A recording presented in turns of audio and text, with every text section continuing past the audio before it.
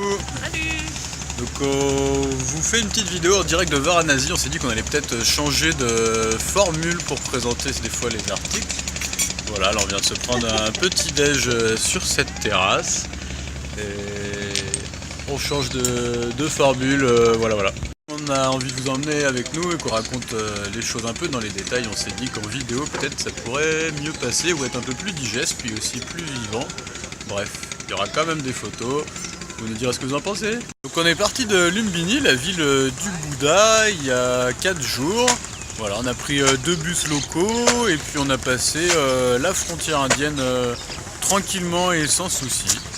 Voilà, après du coup on a cherché un bus et on a suivi un mec qui nous a amené un gros parking. Et là du coup il y avait que des bus locaux. Et je pense que les bus touristiques étaient déjà partis. Du coup on a pris un bus local. Le mec il nous a dit que ça allait durer 8-9 heures à peu près, et finalement ça a duré 17 heures. Mais bon, on a testé, c'est vrai que c'était pas du tout confortable. Mais bon, à la limite on avait les places devant donc ça allait, on pouvait poser nos gros sacs à dos devant nous. Et voilà, donc c'était une expérience intéressante.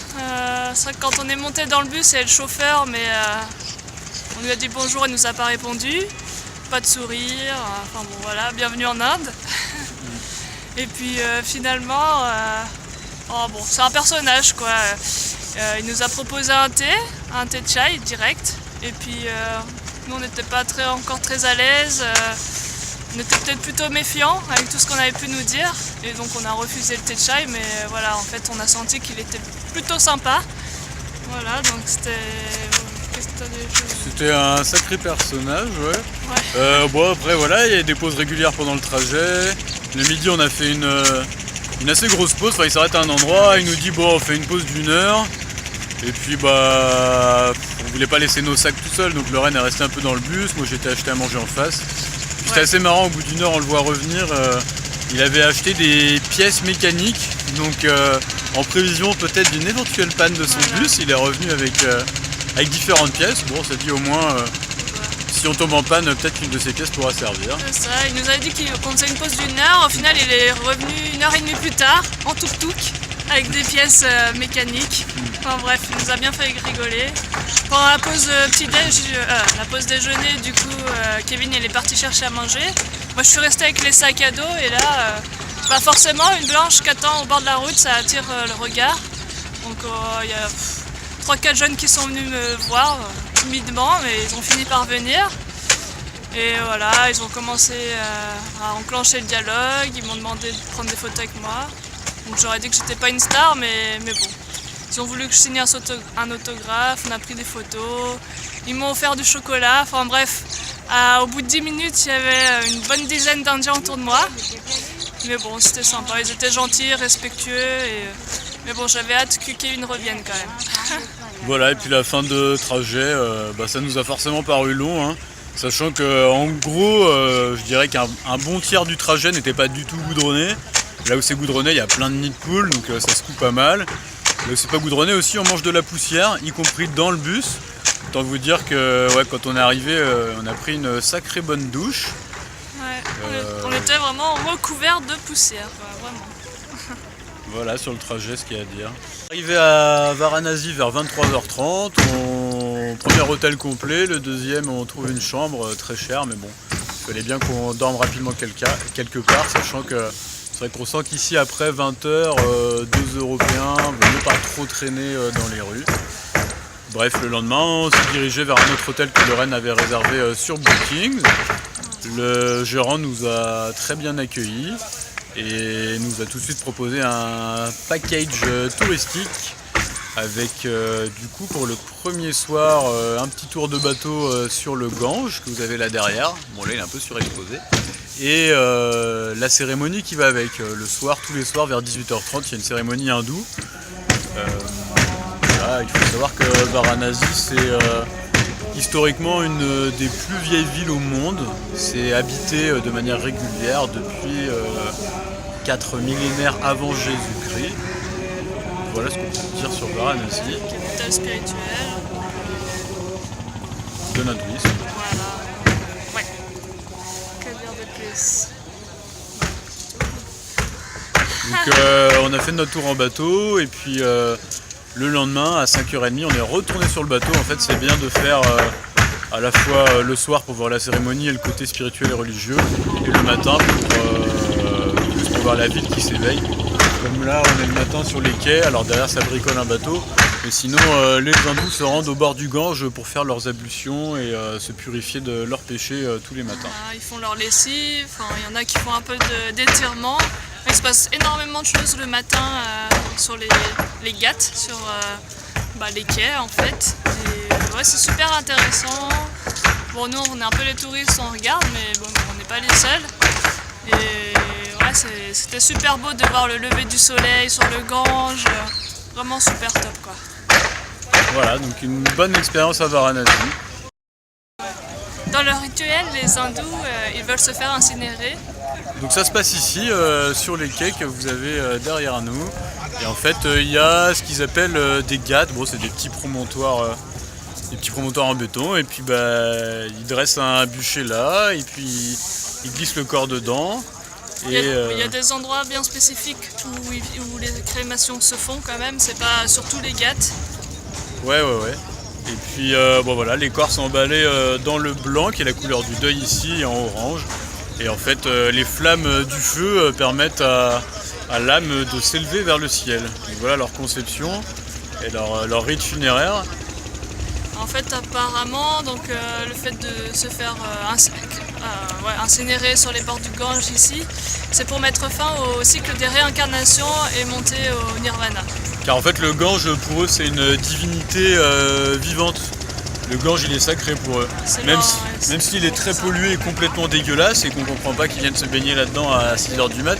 Enfin, on comprend pas, si on comprend, mais d'un point de vue hygiénique c'est pas top. Mais voilà, pour eux c'est le Gange il est sacré, donc ils lavent le corps avant de l'incinérer là-dedans. Et puis là comme vous pouvez le voir bon matin, il y en a qui font leurs ablutions ou qui se lavent dedans. Il faut savoir que Varanasi est la ville la plus polluée en Inde et peut-être même au monde en termes de particules fines. En fait, l'électricité provient essentiellement de groupes électrogènes donc qui tournent au gasoil ou à l'essence. Dans la région, il y a beaucoup de centrales à charbon pour l'électricité, il y a quasiment que ça. Et puis en plus de ça, le matin, des fois pour cuisiner, ils utilisent beaucoup le feu de bois. Donc en plus des crémations, où à chaque crémation, ils doivent brûler facilement 20 kg, peut-être plus, j'ai pas trop d'idées, mais plusieurs dizaines de kilos de bois à chaque corps incinéré. Ça fait énormément de particules fines et nous on l'a un peu ressenti sur la gorge dans cette ville quoi. En plus de la pollution habituelle des tuk-tuk, des voitures et de tout ça quoi. D'ailleurs on recherche des masques pour nous protéger parce que c'est vraiment horrible quoi, c'est vraiment affreux. Ouais, donc on va pas être mécontent de partir de là pour ça. Ouais. Et voilà. Donc aussi par rapport aux crémations, donc la légende elle dit que les flammes se sont jamais éteintes. Il y a des crémations tout le temps, H24, nuit et jour. C'est assez impressionnant quand même. Ouais, il faut savoir qu'il y a un peu plus de 100 corps qui sont brûlés ici tous les jours. Donc ça fait c'est quand même pas rien. Il y a beaucoup de personnes qui viennent de loin, Calcutta et partout en Inde pour venir ici spécialement. Il faut savoir que c'est un coût pour les familles, ça coûte très cher de faire incinérer leur famille sur un feu de bois. Ouais, il y a des endroits où ça a coûté seulement 500 roupies, mais alors les corps sont brûlés avec de l'électricité, une histoire comme ça, on n'a pas tout compris. Et puis un autre endroit beaucoup plus sacré au bord du Gange, là ça chiffre à 10 000 roupies, ce qui fait beaucoup d'argent. Je ne saurais pas dire en euros. Plus d'une centaine d'euros. 10 000 roupies, je crois que c'est même plutôt genre 2 000 euros quoi. Ouais, c'est très cher. Bref, ça reste très cher pour des Indiens. Et voilà, en termes de pollution, faut savoir qu'il y a à peu près, il me semble, il y a un article sur Libération qui est intéressant, je vous mettrai le lien. Je crois que c'est 4 nouveau-nés, 4 bébés qui meurent tous les jours dans la région en raison de la pollution. Et pour faire une petite parenthèse, d'ailleurs, les bébés, ils n'ont pas le droit d'être brûlés et ils les jettent directement dans le Gange. Comme ça. Si, ils sont morts. S'ils sont morts, bien sûr. Voilà. En bref, allez, c'est un peu glauque. La balade du matin en bateau, on avait le petit-déj offert, compris dans le package. Et après le petit-déj, on est tout de suite reparti. Donc il y a un mec, un chauffeur tuk-tuk qui est venu nous chercher. Et on a fait le tour de la ville. Et puis on est allé voir les temples qui se trouvent autour. Donc bon, déjà on pensait que ça allait être qu'on allait avoir un guide, parce qu'on était censé avoir un guide, mais bon finalement. Ouais, y compris sur le bateau, on devait avoir un guide, voilà. Mais en fait, que ce soit le gars du tuk-tuk comme le gars du bateau, ils parlaient mal anglais. Et puis ils n'étaient pas guides. Et puis ils n'étaient pas guides Voilà. spécialement. Bon, bah, après c'était bien de pouvoir se faire transporter, parce que c'est un peu la jungle quand même à Varanasi. Il y a plein de vaches de partout, des voitures, des tuk-tuk, des vélos. D'ailleurs on est rentré dedans plusieurs voitures. Oui, notre tuk-tuk s'est fait foncer 2 fois dedans, alors léger, rien de grave, mais bon, c'est normal quoi.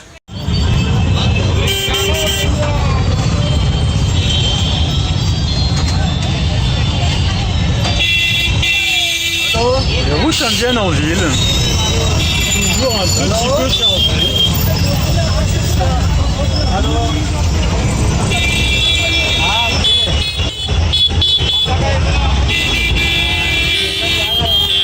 C'est une grosse ville quand même, il y a 1 400 000 habitants, enfin une grosse ville. Pour des Français c'est gros. Pour l'Inde c'est plutôt moyenne ville quoi, 1 400 000, c'est pas énorme. Mais c'est vrai que dans d'autres villes, ça nous dérangeait pas du tout de marcher, prendre notre temps, mais là c'est pas forcément un plaisir de marcher dans ces villes-là quoi. Et puis on sent pas trop, si on se sent en sécurité, mais très observé quoi, vraiment très observé. Voilà, non mais c'est cool le tuk-tuk. Du coup le matin on s'est fait trimballer de temple en temple. C'était sympa, sans être sensationnel quand on arrive de Lumbini. Voilà. C'est intéressant. On a vu un beau temple surtout, mais voilà. La chose sympa de la matinée, c'est qu'après les temples, on a aussi été dans le quartier de la soie. Il faut savoir que Varanasi est situé sur la route de la soie et historiquement c'est un endroit où il y a eu beaucoup de commerce avec ça.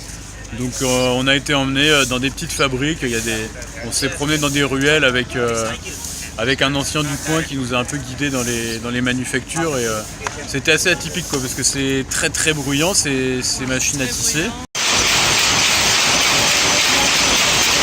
C'est à l'ancienne quoi, vraiment. Ouais, il y en a encore qui font ça à la main. Et bon, c'est vrai que c'est de la soie de qualité, donc on a profité pour acheter un petit souvenir. C'est vrai qu'après le mec qui nous a emmenés dans le magasin, alors ils nous ont dit on n'est pas obligé d'acheter, tout ça, faut pas se sentir obligé, mais bon, quand on voit les beaux tissus, forcément, j'ai un petit peu craqué et je regrette pas. Ouais, parce qu'en se renseignant après, on s'est rendu compte que maintenant ils ont une énorme concurrence des Chinois là-dessus. En fait, les Chinois en gros arrivent à faire aussi bien pour 30 à 40% moins cher. Du coup, les pauvres Indiens du coin, leur artisanat se casse un peu la gueule. C'est ça, c'est vrai qu'en passant dans les ateliers, on voyait quand même pas mal la misère des tisserands, ceux qui font les tissus quoi. Ouais, vraiment. Et puis ils travaillent dans des conditions horribles quoi. C'est ultra bruyant, il n'y a pas de fenêtre. À un moment on est rentré dans un atelier, le mec il était en train de dormir, puis quand il nous a vus, il s'est remis au boulot, mais ouais c'est dur quoi. La vie est dure en Inde quand même, on s'est dit que... Ouais, on s'est rendu compte que eux, l'argent qu'ils gagnent, c'est pour s'acheter à manger et survivre quoi. C'est de la survie ouais. Ils mettent pas de côté pour s'acheter une maison ou même un objet ou même pour pouvoir partir en vacances avec la famille. Le but c'est de vivre au jour le jour et de pouvoir survivre quoi. C'est ça, ouais, c'est ça. Après le boulot, c'est pas comme chez nous, on va se boire un coup, on va se détendre. Là, en fait, même un Indien hier, il nous a dit c'est travail. Ils dorment sur leur lieu de travail, ils font tout travail quoi. Donc, hier, après cette visite du quartier de la soie, on est allé acheter notre billet de train. La prochaine étape c'est Agra, la ville où se trouve le Taj Mahal. Donc on va faire notre première expérience en train. Ouais. On se rend compte que c'est pas l'air plus cher que le bus et bon, ça risque d'être un peu plus confort. Ouais. On part ce soir à 18h de Varanasi et on va arriver à 6h du matin à Agra. Soi-disant, donc on va voir ce que ça donne, on va pouvoir faire une nouvelle expérience. En tout cas la gare c'était assez drôle parce que donc il y a une partie pour les locaux et un côté pour les touristes. Alors le côté touriste, il y a des gros fauteuils, il y a la ventilation, enfin ultra confort quoi. Et du coup bon après je pense qu'on paye pas le même prix des billets, mais bon. C'est très compliqué de demander un ticket de train en Inde. Ouais, il faut remplir un papier, tout ça. Après, il faut voir la dame du comptoir qui vérifie qu'il y a de la place. Mais bon, ça y est, on a nos billets et puis Voilà, donc part aujourd'hui, ce soir. Voilà, et là on s'est fait le lever de soleil sur le Gange et la ville qui se réveille, parce que le matin c'est quand même très atypique. Ouais, c'est assez exceptionnel. Ouais. Et puis bah, après, là ensuite pour cette journée, on sait pas encore trop ce qu'on va faire. On va sûrement rester un peu tranquille ou se balader un peu. Ouais, on va voir. On va voir. On s'est fait un copain indien qui parle français plus loin dans les ruelles et peut-être qu'on va retourner le voir, on va voir. Ouais, et puis hier soir on a aussi marché et passé un peu de temps avec un hindou. Bon, qui en fait, comment dire, c'était un peu, on a acheté un copain pendant 1 heure quoi. Il parlait avec nous, sans parler non plus un super anglais, sans avoir énormément d'informations à nous donner sur la religion hindoue. Mais bon, c'était un peu sympa d'avoir un guide Ouais, c'était sympa. hier soir. C'était pas mal. Surtout qu'ils connaissent un endroit où on pouvait acheter des bières et par ici c'est dur à trouver. Pas cher quoi. Mais du coup, c'est vrai qu'hier on est sorti, il était 20h à peu près. Il n'y avait plus de femmes dans les rues, c'était que des hommes. Et ouais, c'était un peu chaud quand même. Il y en a un, il a quand même réussi à m'attraper les fesses. Enfin bref. Ouais, moi j'étais contente d'être avec un Indien, même si bon, c'était pas un super guide, il était sympa et c'est toujours plus rassurant. Voilà. Et quand même, faut le dire, Kevin a fait du monocycle. Ah ouais, sur les quais on a croisé 2 monocyclistes. Apparemment c'est un... On n'a pas trop discuté, mais il y avait un gars plus âgé de type occidental qui était par là. Ça doit être lui qui ramène les monos, il doit initier les jeunes. Et... Du coup quand on se promenait, j'ai demandé à faire un petit coup de mono. Voilà. Bon et on vous laisse. À la prochaine. Et puis à la prochaine. Ciao, bisous.